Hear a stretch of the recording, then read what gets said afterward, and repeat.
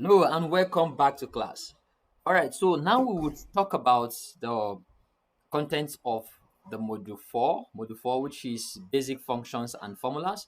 When you get to your classroom, now how to access it and practice alongside with the data set that will be uploaded to the module.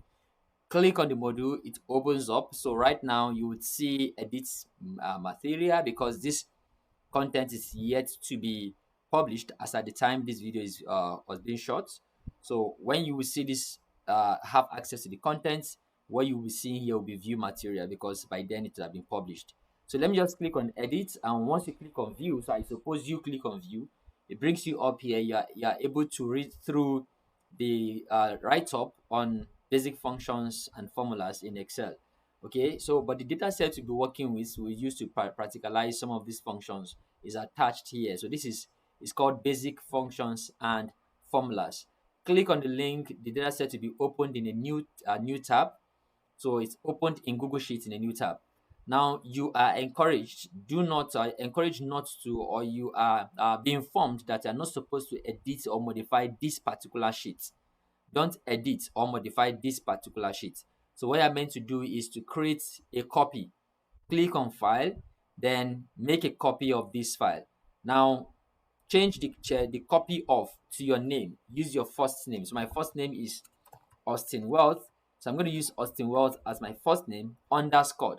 So it's going to be your first name underscored basic functions and formulas. All right. So please ensure that you save it exactly like this. Your first name underscored basic functions and formulas. All right. Because this is also going to be part of the thing that will be graded for your exercise for this particular practical or practice of the task that is assigned here. So once you do this, the next thing you do is click on make a copy. Do not check these boxes, just click on make a copy. So once you click on make a copy, the sheet would have copied or make a copy. It will make a copy of what you are expected to edit. So this particular one that you opened initially, just close it because you're not supposed to modify this particular sheet. Close this and then work with the one that you have just copied. I hope that is very, very clear. All right, so now let's talk about how to perform functions, basic functions and formulas in Excel. But before we go into that, allow me to add a new sheet and talk about the different operations and operators that we use in Excel. So I'm going to add a new sheet by clicking on this plus sign. Once I do that, a new sheet is added. All right. So in mathematics, we have some formulas we use. Let's call them basic operators. Basic operators. Okay. So basic operators, we want to talk about the mathematical operator. Okay. And we'll also talk about the Excel or sheet, spreadsheet. Let's call them spreadsheet operators. All right, so these are the operators that we use and in spreadsheet and in mathematics. All right, so in mathematics, when we if we want to perform the basic operation addition, you use the plus sign for addition. All right, we use the plus sign for addition. Okay, so I think Google Sheet is thinking is assuming that I want to perform an addition. Okay, let me wrap it in within a quote. Okay, great. So we use the plus sign. Please don't put this double quote. The double quote is added because Google Sheets was thinking that I wanted to perform a calculation and it gave me that prompt. So I don't want to perform calculation. So the plus sign is what we use for addition. And in spreadsheet, we also use the same plus sign for addition whenever you're dealing with spreadsheet or Excel. Now for subtraction, in mathematical operator for subtraction is the minus sign, the usual minus sign. All right, just minus, just dash without the double quotes. Please take note, the double quote is not part of the operator. And also in spreadsheet, we use the same minus dash for the minus sign. And then when we come to multiplication, yep, multiplication in mathematics, we use the times, right? Just times like an X. And in spreadsheet, we use hash. This asterisk, not hash, asterisk. Asterisk is used for multiplication. And for division, for mathematical division, we use the divide symbol. Okay, where can I find that symbol? Let me see if I can find it from here. Let's do this. So let's check for mathematical operators. Nope. Let me see. Yes, I should have it here. Divide. Great. So we use the divide operator for mathematics, but in spreadsheet we use the forward slash. All right. So that's the forward slash operator for division. And then if you want to perform, if you want to take the square root of a number in mathematics, we use the square root sign. Let's see if we can also find the square root symbol right here. We use the square root symbol. Can I find the square root symbol? Let me just try my luck. Yeah, great. Or this is the kind of check mark good, but something similar to this, right? So the square root symbol is something similar to this, but this is like a check, a good. Okay, but in Excel or spreadsheets, we use sqrt. So this is the function sqrt. You have you put whatever you want to take the square. So if I want to take the square root of 4, for instance, I will say sqrt 4. Excel will just perform the calculation and give me the square root of 4. Okay. What other operation or operator do we work with? Basic operators. Yep. So I think these are some of the okay. Exponent. Let's talk about exponent. For exponents in mathematics, we write exponents as say x raised to power 2. Let me see, can I do that with this? Let me just see if I can possibly do that. Just type it for you to see how exponent is actually written in mathematics. Exponent. Can I get an exponent symbol here? I am not really sure. All right. So just like superscript, right? We write it as superscript. Oh, okay, these are fractions actually. I can get exponent. So let me say x raised to power 3. I think these are an exponent, right? Great. So these are an exponent here. X raised to power 3, for instance. So I can have this as x, great, x to the power of 3. That is x exponent 3. But in spreadsheet, the exponent will be written as x carat 3. So this is how exponent is written in spreadsheet with this carat symbol. Okay, let's quickly practicalize, see how this works, right? Let me just perform some basic operations. Let's have number one, and number two. So I want to show you how to use spreadsheets as calculator. So if you want to perform any calculation and you have a spreadsheet package with you, Google Sheet or Excel, please note that you can perform whatever calculation that a calculator can do right here in Excel. So let's just have some random numbers as the first number, and then let's have some other random numbers as the second number. All right. So let's have the results right in this column F. So if I want to perform addition, 4 plus 4, adding these two numbers, let me change this number to something else.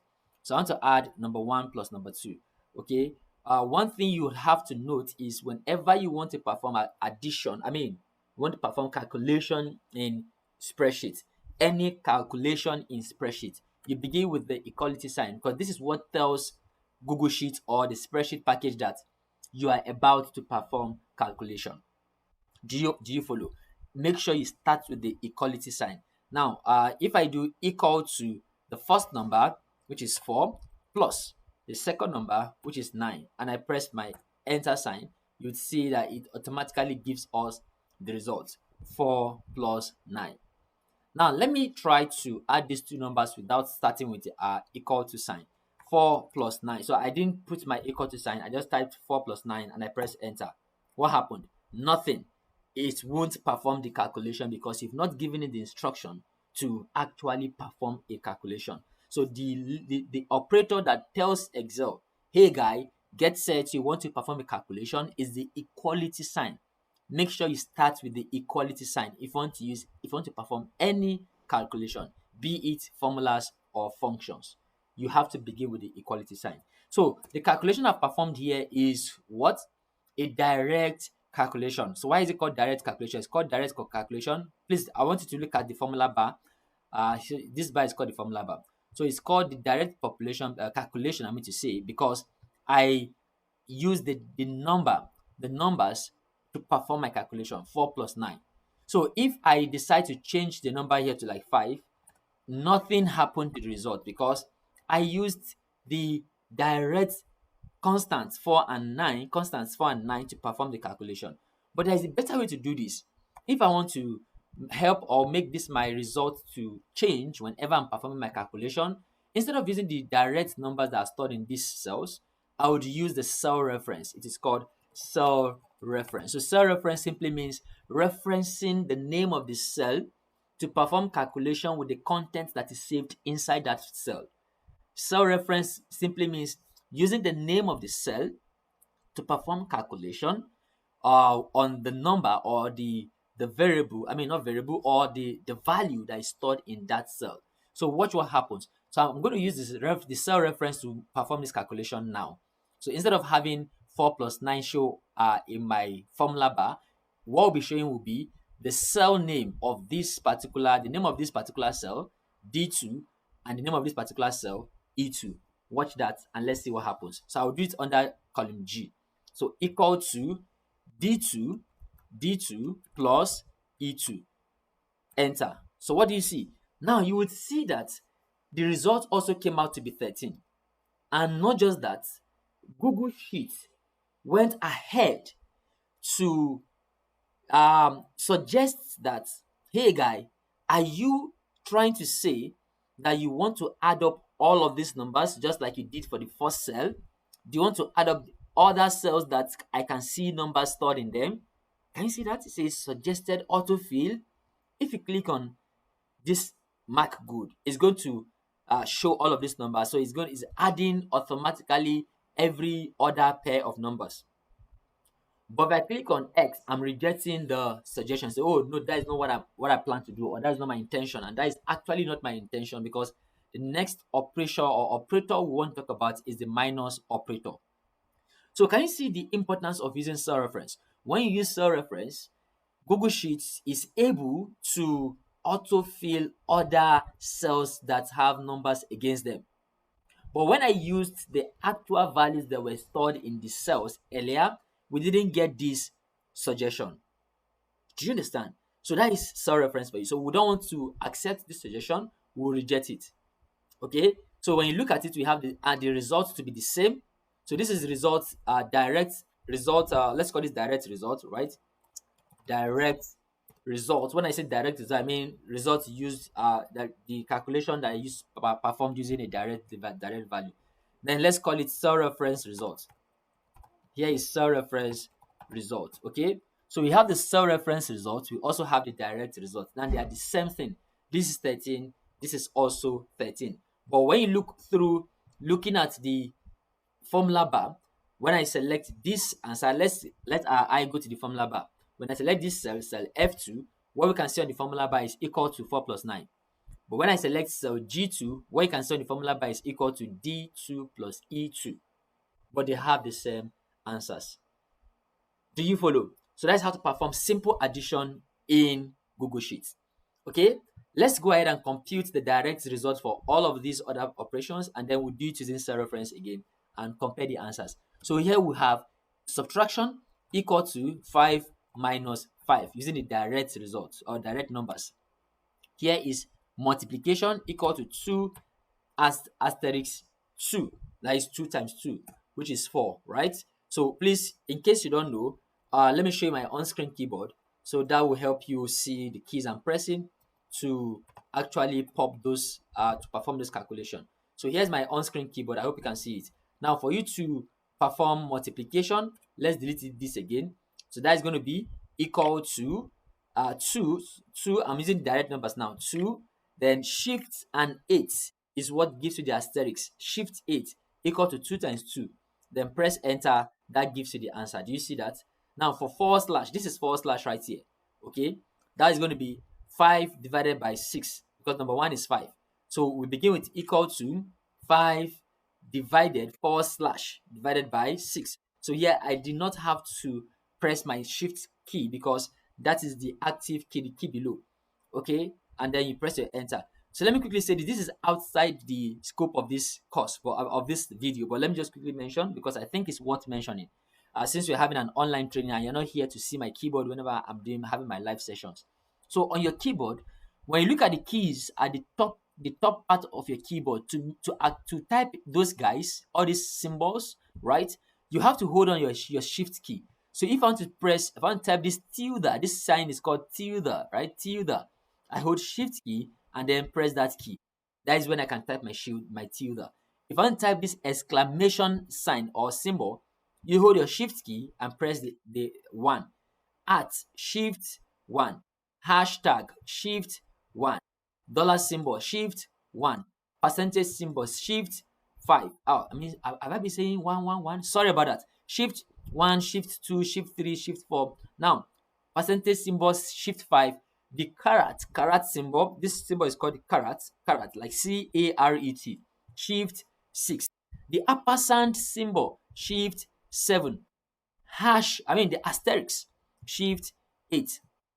Open bracket, open curved bracket. This bracket is called curved bracket, shift 9, and closed curved bracket, shift 10. Then your dash. If you want to type just this kind of underscore, shift minus. We give you an underscore. That is underscore. Then plus, shift equal to, we give you the plus symbol. So this is how to write or use the symbols on your keyboard. Just in case we are having a live session or I'm typing without using my on-screen keyboard, you should know the keys that I am actually using to type these operators. Having said that, let's go back to our video. To the content that we are working on. So we've done forward slash, that is for division. Now let's take the square root. For square root in mathematics, right? So because this is Excel, we're going to perform the equal to, use the sqrt function for Excel to take the square root of what? So I want to take the square root of 6. So here, let's take square root of 6 because we do not intend to take the fourth root, right? The eighth root of 6. Just take square root of 6. And then finally, let's raise 8 to the power of 2. That is going to be equal to 8 raised to the power of 8 carat 2. That gives you 8 raised to the power of 2, which is 64. So we've done all of this using using direct value stored in those cells. Now let's repeat the process again by using the cell reference. So the second one is going to be equal to, now the other way to use cell reference, in fact, you can see that's highlighted but it's giving me plus, but I want to use minus. The other way to use cell reference is to click on the cell that the value is stored, put your equal minus sign, click on the second cell because we want to do subtraction. So that is minus 5 minus 5 equals 0, equal to the first cell times the second cell, right? That is it, equal to the first cell, which is D5, forward slash, which is divided by the second cell. Just click on the cells, it appears, equal to, okay, so that is going to be the square root of sqrt 6. Close your bracket, press enter. Finally, equal to this cell D7 to the power of cell E7, enter. So this is how to perform calculations using the basic operators in Excel. So I believe you now understand the basic operators. I believe you now know how to perform direct calculation formula. Not to make this video very, very long, I'll stop here and then continue in another one. So that means we're going to have series or different parts of this topic or this module, just for better understanding. If you have any questions, please leave your questions either in the classroom post or the WhatsApp group if you want quick response. So quicker response, use the WhatsApp group to ask your questions. Please don't send private message to me. Ask the questions from the group so that others can learn. Or you use the classroom. If you use the classroom, you might not get quick response because we do not get notification from there until you go there to check. All right, so those are the 2 means of asking your questions for now. Thank you very much and see you in the next video. Goodbye.